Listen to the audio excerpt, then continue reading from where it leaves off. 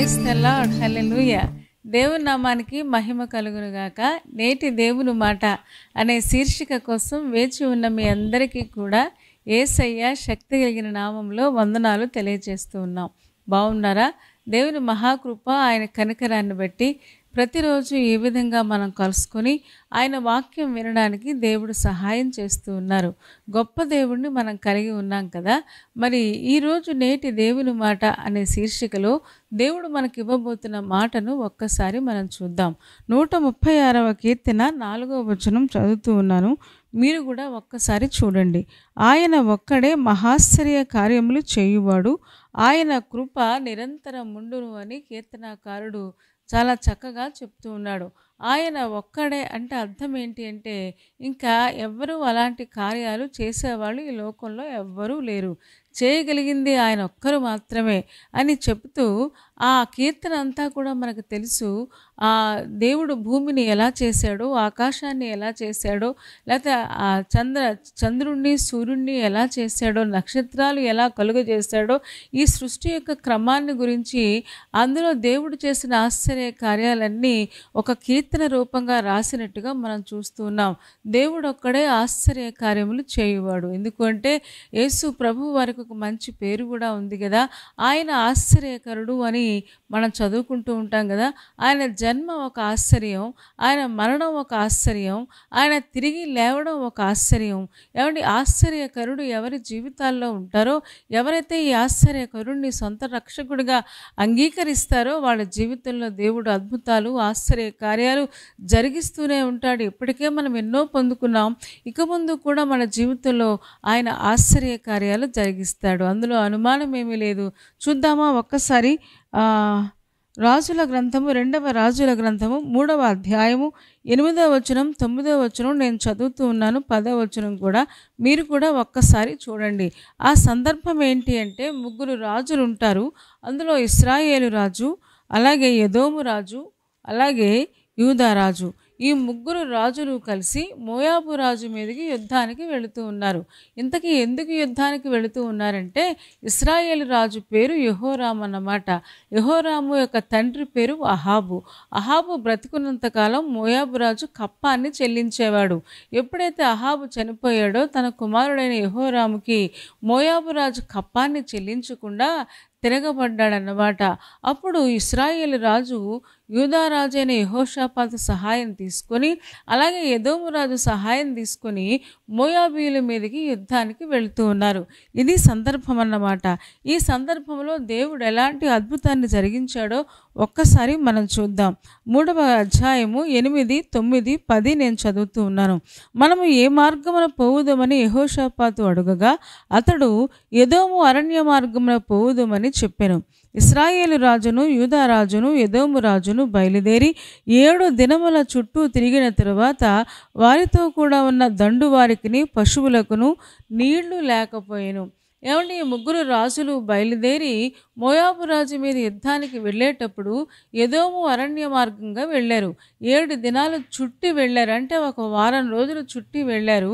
వెళ్ళేటప్పటికి అక్కడ వాళ్ళు అరణ్య మార్గంలో, ఎడారి మార్గంలో వెళ్ళారు కనుక అక్కడ వాళ్ళకి నీళ్లు తెచ్చుకున్న నీళ్లు అయిపోయి ఇక నీళ్లు లేవు. పశువులు కూడా అల్లల్లాడిపోతున్నాయి. మనుషులు అంటే సైన్యం కూడా అల్లల్లాడిపోతుంది. ఏమంటే 3 రాజులు వచ్చారు అంటే ఎంత సైన్యం ఉంటుంది, ఎన్ని పశువులు ఉంటాయి, అవన్నీ దప్పి చేత అల్లల్లాడిపోతున్న సమయంలో అప్పుడు యెహోషాపాతు రాజు అంటాడు. ఏమంటాడంటే, ఇక్కడ ఎవరైనా ఒక ప్రవక్త ఉన్నారా అని.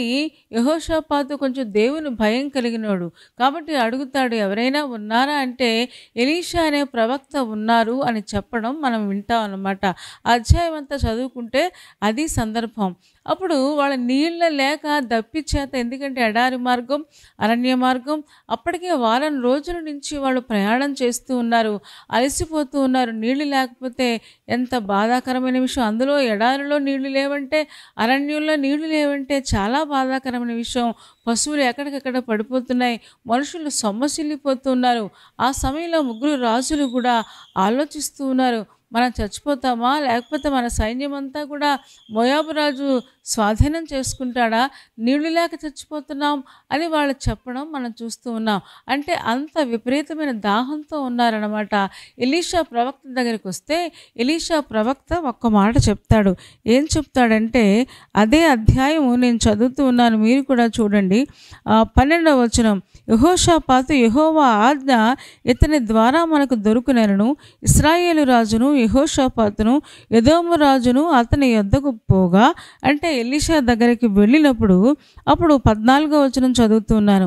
ఎలీషా ఇట్లా అన్నాడంట, ఎవని సన్నిధిని నేను నిలువబడి ఉన్నానో ఇశ్రాయేలు దేవుడైన ఆ యెహోవా జీవము తోడు యూదారాజైన యెహోషాపాతును నేను గౌరవము చేయని ఎడల నిన్ను చూచుటకైనను లక్ష్య పెట్టుటకైనను ఒప్పకపోదును అంటూ ఉన్నాడు. అంటే యెహోషాపాతుకి దేవుడి మీద, దైవజనుడి మీద నమ్మకం ఉంది. రాజైనా తన బలం మీద, తన సైన్యం మీద, లేకపోతే తన దేశం మీద ఆధారపడకుండా దైవజనులను గౌరవించినవాడు, దైవజనులు చెప్పే మాటలు శ్రద్ధగా వినేవాడు యెహోషాపాతు రాజు అన్నమాట. ఆ ముగ్గురు కలిసి వెళితే ఎలీషా ప్రవక్త అంటూ ఉన్నాడు, యెహోషాపాతును నేను గౌరవం చేసి మీతో మాట్లాడుతున్నాడు. ఎందుకంటే అతనికి దైవజనుడి మీద నమ్మకం ఉంది, ఆ దైవజనులు చెప్పే మాటల మీద నమ్మకం ఉంది. అంటే అర్థం ఏంటి అంటే దేవుడి మీద కూడా వాళ్ళకి నమ్మకం ఉంది. అందుకనే నేను అతను గౌరవం చేసి మీకు ఒక సొల్యూషన్ చెప్తానన్నాడు అని చెప్పి 17వ వచనం చదువుతున్నాను. ఆ సొల్యూషన్ ఏంటి అంటే, యెహోవా సెలవిచ్చినదేమనగా ఈ లోయలో చాలా గోతులను త్రవ్వించుడి. యెహోవా సెలవిచ్చినదేమనగా గాలియే గాని వర్షమే గాని రాకపోయినను మీరును మీ మందలను మీ పశువులను త్రాగుటకు ఈ లోయ నీళ్లతో నిండును. ఇది యెహోవా దృష్టికి స్వల్పమే, అల్పమే అని చెప్పడం మనం చూస్తూ ఉన్నాం. గాలి రాదు, వర్షం రాదు, మెరుపులు రావు, ఉరుములు రావు. కానీ మీరు లోయలో ఏం చేయాలి అంటే గోతులను తవ్వించండి అని చెప్తూ ఉన్నాడు. ఏంటి, ఒక్క సూచన కూడా కనిపించదు, కానీ ఆ లోయ అంతా కూడా నీళ్లతో నిండిపోద్ది. మీరు గోతులు తవ్వేస్తే ఆ గోతులన్నీ కూడా నీళ్లతో నిండిపోతాయి. కాబట్టి మీరు చేయాల్సిన పని ఏంటి అంటే గోతులను తవ్వించండి అని చెప్పడం మనం చూస్తూ ఉన్నాం. ఎంత చాలా కష్టమైన పని కదా. అప్పటికే వాళ్ళందరూ కూడా చాలా అలసిపోయి ఉన్నారు, నీళ్లు లేవు, వారం రోజులు ప్రయాణం చేస్తూ ఉన్నారు. ఒకవేళ పశువులన్నీ కూడా ఎక్కడికక్కడ పడిపోతూ ఉన్నాయేమో మనకు తెలియదు. అలాంటి కష్టమైన సమయంలో ఏదో అద్భుతం చేస్తాడు అనుకుంటే ఆయన ఇంకొక కష్టమైన పని చెప్తూ ఉన్నాడు. ఏం చెప్తున్నాడంటే, మీరు లోయలో గోతులు తవ్వించండి. పోనీ తవ్విస్తారు, బాగానే ఉంది, గాలి రాదంట. వర్షం వచ్చేటప్పుడు సాధారణంగా గాలి వస్తుంది కదా, మెరుపులు వస్తాయి కదా, ఉరుములు వస్తాయి కదా, కానీ అవేమీ రావు. కానీ ఆ లోయంతా నీళ్లతో నిండిపోద్దని చెప్తూ ఉన్నాడు. ఏమండి, వీళ్ళని నమ్మి, అంటే ప్రవక్త మాట నమ్మి వాళ్ళు చేయాల్సిన అవసరం ఉంది. వాళ్ళకి ఎంత దప్పికగా ఉన్నా, వాళ్ళు ఎంత అలసిపోయినా ఆయన ఒక పని చెప్పాడు. ప్రవక్త చెప్పిన పని చేయగలిగితే వాళ్ళు అద్భుతాన్ని పొందుకుంటారనమాట.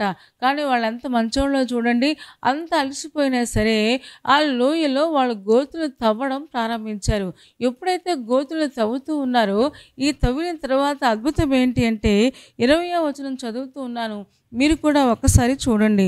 ఉదయ నైవేద్యము అర్పించు సమయమందు నీళ్లు ఎదోము మార్గమున రాగా దేశము నీళ్లతో నిండెను.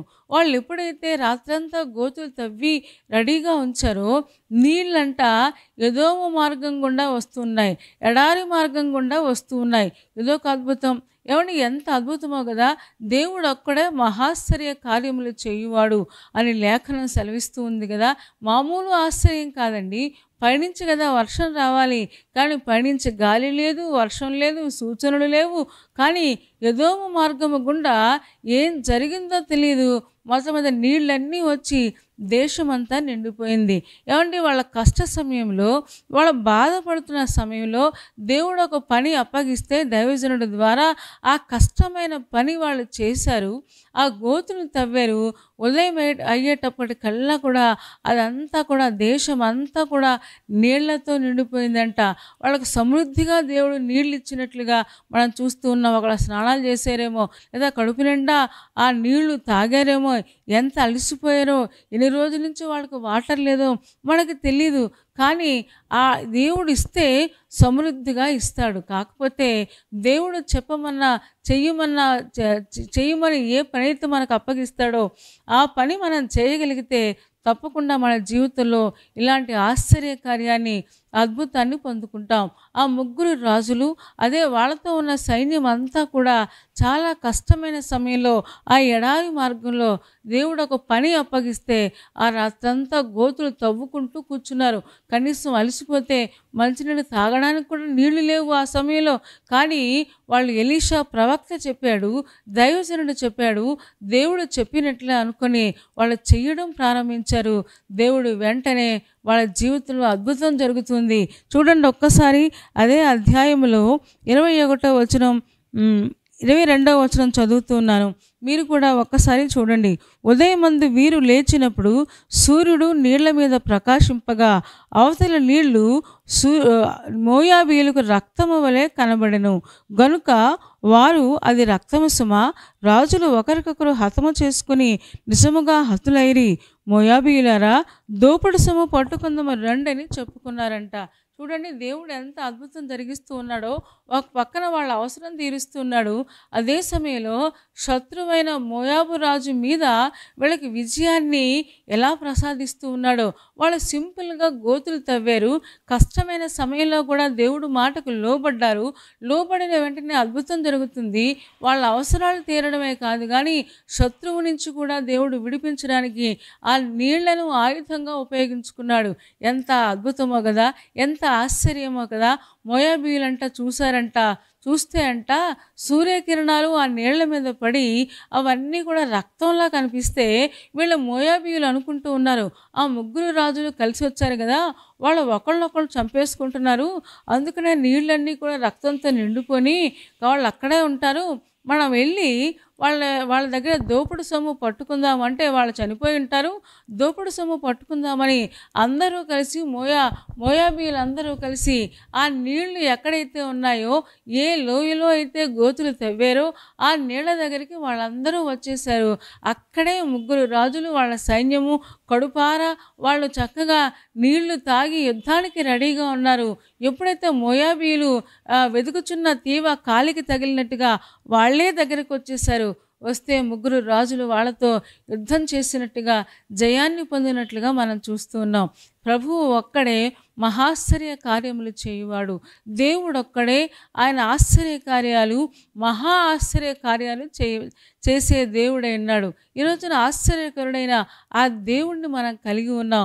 కాకపోతే ఒక్కొక్కసారి దేవుడు మనకు అప్పగించిన పని కష్టంగా ఉన్నా, పరిస్థితులు సహకరించకపోయినా, ఆరోగ్యం సహకరించకపోయినా మనం చేయగలిగితే తప్పకుండా ఆశ్చర్యాన్ని, అద్భుతాన్ని ఆశ్చర్యకరుడైన యేసయ్య దగ్గర నుంచి మనం పొందుకుంటాం. ఏమండి, వాళ్ళ కష్ట సమయంలో ముగ్గురు కలిసి గోతులు తవ్వారు. ఏమంటే లోయంతా కూడా నీళ్లతో నిండిపోయింది. ఏమంటే కష్ట సమయంలో వాళ్ళు చేశారు కనుకనే విశ్వాసంతో, విధేయతతో ఆ దేవుడికి ఎదురు చెప్పకుండా వాళ్ళు చేశారు కనుకనే వాళ్ళకు అద్భుతాన్ని పొందుకున్నట్లుగా మనం చూస్తూ ఉన్నాం. ఈరోజున విశ్వాసులారా, మన జీవితంలో కూడా అలాంటి ఆశ్చర్య కార్యాలు దేవుడు చేయగలిగిన సమర్థుడై ఉన్నాడు. ఎందుకంటే ఆయన నిన్న నేడు నిరంతరము ఏకరీతిగా ఉన్నాడు కదా. కాకపోతే అవి పొందుకోవాలి అంటే మనకు కష్టమైనా సరే దేవుడు లోబడమంటే వెంటనే లోబడగలిగితే, విశ్వాసం ఉంచమంటే విశ్వాసం ఉంచగలిగితే, విధేయత చూపించగలిగితే, మనం ప్రశ్నించకుండా, లేకపోతే అడగకుండా, గాలి రాకపోతే పరిస్థితులు అలాగా ఉన్నాయి కదా, మాకెలా జరుగుద్ది అని దేవుణ్ణి ప్రశ్నించకుండా చక్కగా లోబడితే దేవుడు మన జీవితంలో కూడా ఆశ్చర్యాలు, అద్భుతాలు దేవుడు జరిగిస్తాడు. ఏమండి, ఆ నీళ్ల ద్వారా వాళ్ళ అవసరం తీరింది. అదే సమయంలో వాళ్ళ శత్రువైన మోయాబు రాజు నుంచి కూడా దేవుడు వాళ్ళ ముగ్గురికి కూడా విడుదల ఇచ్చినట్టుగా మనం చూస్తూ ఉన్నాం. ఈరోజున విశ్వాసులారా, మనం కూడా సంపూర్ణంగా దేవుడికి విధేయత చూపిద్దాం. కష్ట సమయంలో కూడా దేవునికి లోబడి ఉందాం. పరిస్థితులు సహకరించకపోయినా, అనారోగ్యాలు ఎక్కువైనా, లేకపోతే ఎలాంటి కష్టమైన సమయంలో మనం ఉన్న దేవుడు ఏదైతే అడుగుతూ ఉన్నాడో ఆ విశ్వాసం అడుగుతున్నాడు. విశ్వాసం ఉంచడానికి ప్రయత్నం చేద్దాం. పరిశుద్ధంగా ఉండమంటున్నాడు. పరిశుద్ధంగా ఉండడానికి ప్రయత్నం చేద్దాం. తప్పకుండా మన అద్భుతాన్ని వాళ్ళు ఎలాగైతే పొందుకున్నారో మనం కూడా పొందుకోగలం. అలా చేయడానికి పరిశుద్ధాత్మ దేవుడు మనందరికీ సహాయం చేయనుగాక. తలలు వంచండి, కళ్ళు మూసుకోండి, చిన్న మాట ప్రార్థన చేద్దాం.